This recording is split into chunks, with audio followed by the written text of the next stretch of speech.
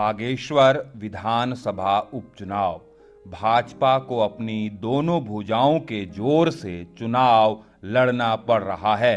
उपचुनाव को हमेशा सत्ता पक्ष का माना जाता है, लेकिन उत्तराखंड के बागेश्वर विधानसभा सीट पर हो रहे उपचुनाव ने राज्य की सत्ता में काबिज भाजपा सरकार के माथे पर चिंता की लकीरें खींच दी हैं।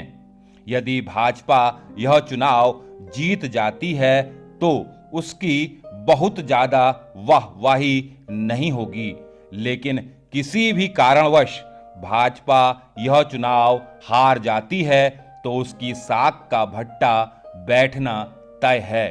इस हार के बाद राज्य के मुख्यमंत्री पुष्कर सिंह धामी की साख को भी खासा नुकसान होना लाजमी है।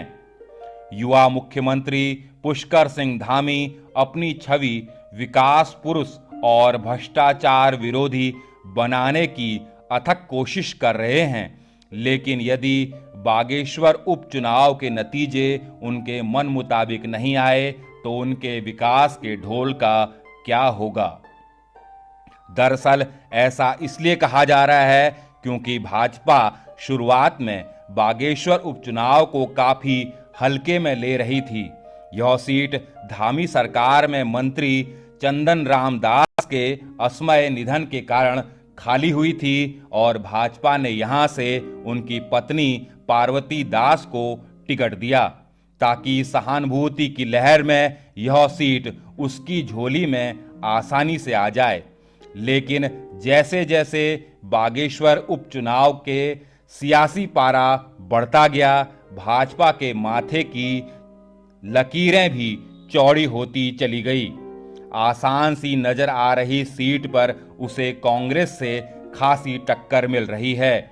इसका आलम यह हुआ कि जो चुनाव जीतना सत्ता पक्ष के लिए बाएं हाथ का खेल था, उसे अपनी दोनों भुजाओं के जोर से वह चुनाव लड़ना पड़ रहा है। इस चुनाव को लेकर भाजपा और खासकर मुख्यमंत्री पुष्कर सिंह धामी कितने चिंतित हैं, इसका पता इसी से चल जाता है कि न केवल उन्होंने खुद अपनी पूरी ताकत इस चुनाव में झोंक दी है, बल्कि केंद्रीय मंत्री से लेकर सांसद, राज्य सरकार में मंत्री, विधायक, पूर्व मुख्यमंत्री तक एक एक वोट के लिए गांव-गांव की खाक छान रहे हैं। हालांकि भाजपा के रणनीतिकारों का कहना है कि छोटा हो या बड़ा, वे हर चुनाव ऐसे ही लड़ते हैं, लेकिन यहां फिर से वही बात दोहरानी होगी कि इतनी लंबी चौड़ी फौज उतारकर सत्तासीन भाजपा ने बागेश्वर उपचुनाव जीत भी लिया तो उसकी वाहवाही कौन करेगा।